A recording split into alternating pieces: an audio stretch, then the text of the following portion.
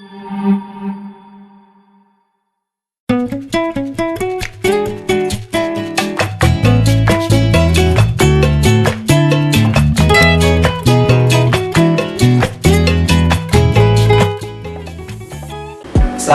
warahmatullahi wabarakatuh. Selamat datang kembali di channel Dr. Widi. Pada sesi ini kita akan membicarakan mengenai kejadian ikutan pasca imunisasi. Karena saya sering mendapatkan pertanyaan dari pasien saya, "Dok, bahayakah vaksin COVID itu? Atau apa saja efek samping dari vaksin COVID ini, Dok?"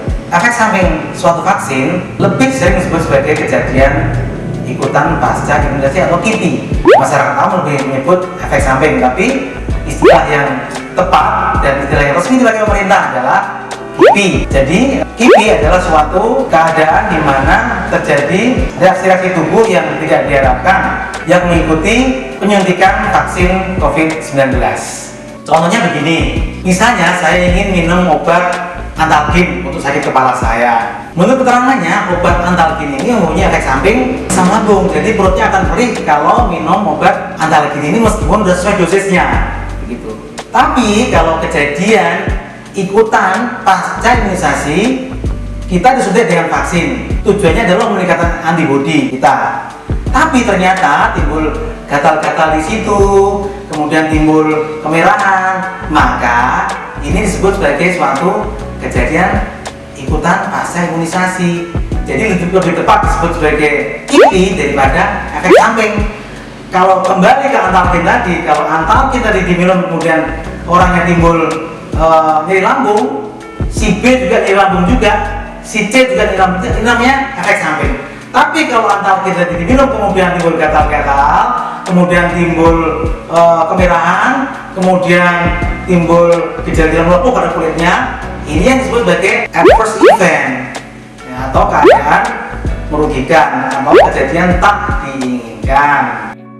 KIPI adalah kejadian medis yang diduga berhubungan dengan imunisasi yang dapat berupa reaksi vaksin, reaksi suntikan, kemudian prosedur, ataupun insiden sampai ditentukan hubungan kausal.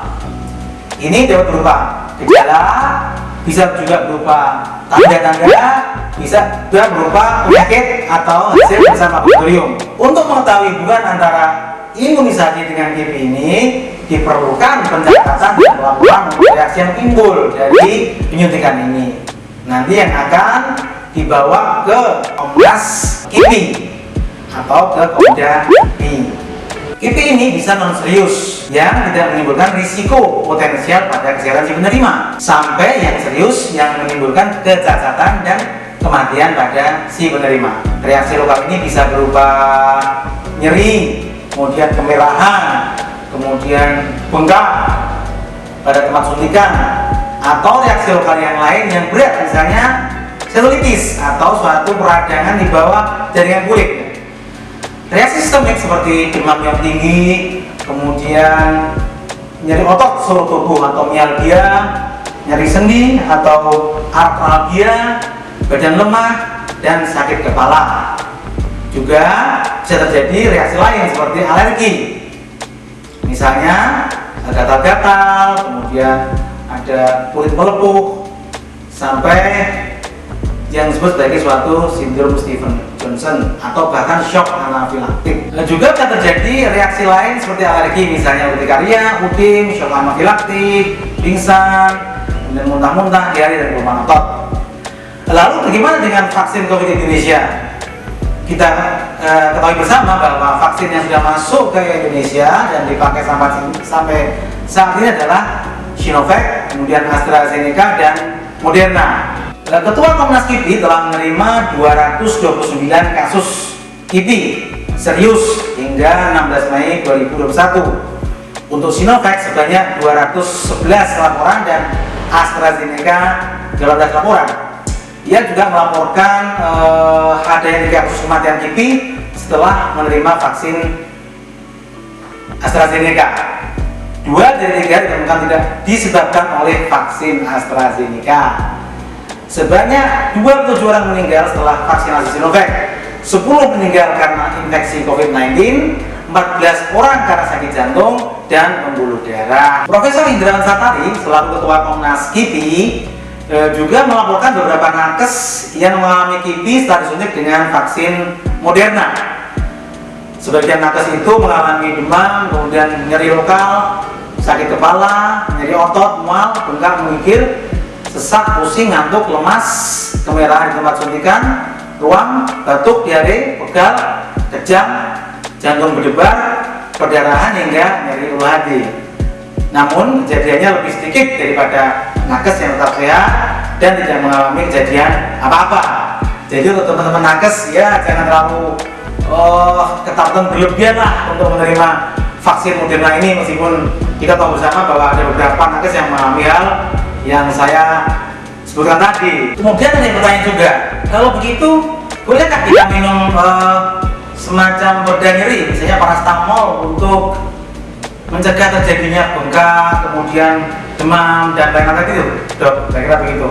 Ya, sebetulnya minum paracetamol sebagai profilaksis atau pencegahan sebelum vaksinasi itu kurang diizinkan, kurang dibenarkan, karena secara teoritis dia akan turut menghambat pembentukan hormon-like molekul yang semestinya diproduksi dan akan ikut bloodstream ke otak untuk dimemorisasi oleh otak kita. Jadi kalau suatu vaksin diberikan, kemudian dia akan memberikan stimulus ke tubuh kita untuk membentuk suatu antibodi, itu kan merupakan suatu memori ya, direkam di otak. Nah, kalau kita berikan paracetamol sebelumnya, maka dikhawatirkan akan mengganggu atau menghambat sistem pencatatan ini atau memorize ini, gitu begitu ya. Namun jika diminum setelah vaksin sebagai profilaksis juga, artinya belum ada reaksi apa juga, akan mengganggu sistem ini. Oleh karena itu sebaiknya paracetamol hanya diminum setelah terjadi panas gitu ya, atau pusing atau nyeri yang lain, itu baru boleh diizinkan untuk diminum, saya kira. Kalau nggak ada reaksi apa-apa seperti tadi ya tidak perlu kita minum paracetamol sebelum vaksinasi. Jadi apa yang dilakukan kalau terjadi KIPI? Nomor 1, tetap tenang. Kemudian kompres dengan air dingin jika terjadi reaksi nyeri. Kemudian ada bengkak, ada kemerahan di lokasi suntikan, kompres atau mandi air hangat. Kemudian perbanyak minum air putih jika mengalami demam. Minum obat tidak perlu. Dan tentu saja laporkan semua reaksi atau keluhan yang dialami setelah vaksinasi ke petugas kesehatan agar nanti dapat dilaporkan ke tingkat yang lebih tinggi, yaitu Komisi Daerah KIPI atau Komnas KIPI. Jadi untuk teman-teman sekalian, Bapak Ibu Saudara semuanya, adik-adik, intinya jangan takut secara berlebihan untuk menerima vaksin COVID-19 ya. Mudah-mudahan insya Allah semuanya baik dan tidak terjadi KIPI yang serius. Demikian, mudah-mudahan informasi ini bisa bermanfaat untuk semuanya. Assalamualaikum warahmatullahi wabarakatuh. Sampai jumpa pada video yang akan datang.